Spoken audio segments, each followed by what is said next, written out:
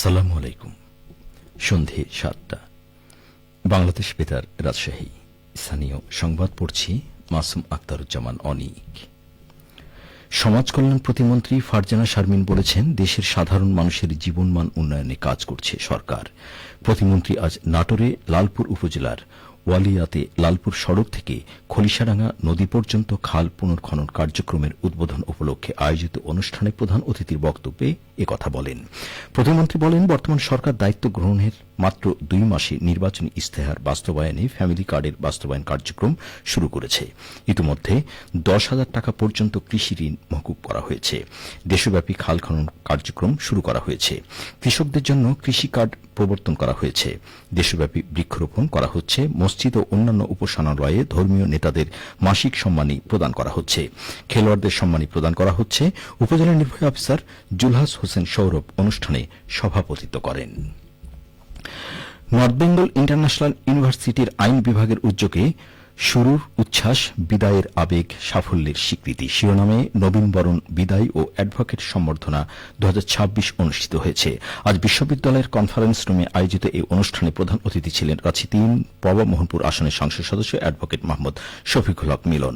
প্রধান অতিথির বক্তব্যে তিনি চলতি বছর বিশ্ববিদ্যালয়টির ১৪ জন শিক্ষার্থী বাংলাদেশ বার কাউন্সিলে অ্যাডভোকেট হিসেবে তালিকাভুক্ত হওয়ায় তাদের অভিনন্দন জানান এবং এটিকে বিশ্ববিদ্যালয়ের জন্য একটি গুরুত্বপূর্ণ সাফল্য হিসেবে উল্লেখ করেন। অনুষ্ঠানে বিশেষ অতিথি ছিলেন রাজশাহী জেলা ও দায়রা জজ কোর্টের public prosecutor advocate Raisul Islam. সভাপতিত্ব করেন বিশ্ববিদ্যালয়ের উপাচার্য প্রফেসর ড এম সাইদুর রহমান। অনুষ্ঠানের দ্বিতীয় পর্বে মনোজ্ঞ সাংস্কৃতিক অনুষ্ঠানের আয়োজন করা হয়। সিরাজগঞ্জের কামারখন্দে বিশ্ব মুক্ত গণমাধ্যম দিবস উপলক্ষে গণমাধ্যম কর্মীদের সাথে উপজেলা প্রশাসনের মত বিনিময় অনুষ্ঠিত হয়েছে। আজ কামারখন্দ উপজেলা পরিষদ মিলনায়তনে উপজেলা প্রশাসনের উদ্যোগে মতবিনিময় সভাটি অনুষ্ঠিত হয়। সভায় সভাপতিত্ব করেন কামারখন্দ উপজেলা নির্বাহী কর্মকর্তা ড বিপাশা হোসাইন। সভাপতির বক্তব্যে তিনি বলেন, গণমাধ্যম ও গণমাধ্যম কর্মীরা সমাজের দর্শন। তাদের লেখনীর মাধ্যমে মানুষ সমাজের নানা অসঙ্গতি জানতে পারে। গণমাধ্যম কর্মীদের ভয়হীন ও মুক্ত মনে কাজ করার পরিবেশ নিশ্চিত করতে সকলকে উদ্যোগী হতে হবে। সভায় কামারখন্দ প্রেস ক্লাবের সভাপতি আব্দুর রাজ্জাক রাজ, সাধারণ সম্পাদক রিপন হোসেন সহ গণমাধ্যম কর্মী ও উপজেলা প্রশাসনের বিভিন্ন দপ্তরের কর্মকর্তারা উপস্থিত ছিলেন। চাঁপাইনবাবগঞ্জের ২৫০ শয্যা বিশিষ্ট জেলা হাসপাতালে চিকিৎসারত রোগীদের তীব্র গরম ও লোডশেডিং এর দুর্ভোগ কমাতে অরাজনৈতিক সংগঠন স্বপ্ন মেডিকেয়ার ইভেন্টের মাধ্যমে আইপিএস, চার্জার লাইট ও হুইল চেয়ার প্রদান করা হয়েছে। আজ জেলা হাসপাতাল মিলনায়তনে আয়োজিত এই অনুষ্ঠানে একটি আইপিএস ও ৪টি হুইল চেয়ার এবং ১০টি চার্জার লাইট গ্রহণ করেন হাসপাতালের তত্ত্বাবধায়ক মোহাম্মদ মশিউর রহমান। স্বপ্নের তরফ থেকে উপহারগুলো তুলে দেন চাঁপাইনবাবগঞ্জ জেলা সিভিল সার্জন ড এ কে এম শাহাবুদ্দিন এবং প্রেস ক্লাবের সভাপতি গোলাম মোস্তফা মন্টু। এছাড়া উপস্থিত ছিলেন স্বপ্নসহ বিভিন্ন সংগঠনের স্বেচ্ছাসেবী ও শুভানুধ্যায়ী। স্বপ্ন সংগঠনের স্বেচ্ছাসেবী আসিফা রেজা জানান, সরকারের পাশাপাশি সংকট মোকাবেলায় সাধারণ নাগরিকদের অংশগ্রহণ করার মানসিকতা তৈরির লক্ষ্যে এই আয়োজন।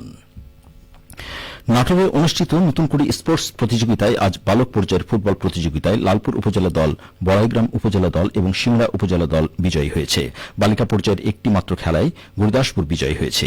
জেলা ক্রীড়া অফিসার রকিবুল হাসান এসামি জানান, আজ বালক ও বালিকা পর্যায়ের ফুটবলে 4টি প্রতিযোগিতা এবং বালক পর্যায়ের কাবাডিতে 4টি প্রতিযোগিতা নাটোর জেলা স্টেডিয়ামে অনুষ্ঠিত হয়। খেলার খবর ফুটবল। নওগাঁর রানীনগরে উপজেলা পর্যায়ের প্রাথমিক বিদ্যালয় গোল্ড কাপ বালক বালিকা ফুটবল টুর্নামেন্টের ফাইনাল খেলা ও পুরস্কার বিতরণী অনুষ্ঠিত হয়েছে। উপজেলা প্রশাসন ও উপজেলা শিক্ষা অফিসের যৌথ আয়োজনে রানীনগর সরকারি পাইলট মডেল উচ্চ বিদ্যালয় মাঠে অনুষ্ঠানে প্রধান অতিথি ছিলেন নওগাঁ 5 আসনের সংসদ সদস্য এস এম রেজাউল ইসলাম। প্রাথমিক বিদ্যালয়ের বালিকা দলের ফাইনাল খেলায় বরগাছা সরকারি প্রাথমিক বিদ্যালয় চ্যাম্পিয়ন এবং গোয়াতা সরকারি প্রাথমিক বিদ্যালয়ের বালিকা দল রানার্স আপ হওয়ার গৌরব অর্জন করে। বালক দলের ফাইনাল খেলায় কাশিমপুর সরকারি প্রাথমিক বিদ্যালয় চ্যাম্পিয়ন এবং বিশিয়া সরকারি প্রাথমিক বিদ্যালয়ের রানার্স আপ হওয়ার গৌরব অর্জন করেছে। উপজেলা নির্বাহী কর্মকর্তা ড রাকিবুল হাসান অনুষ্ঠানে সভাপতিত্ব করেন। সবশেষে আবহাওয়া।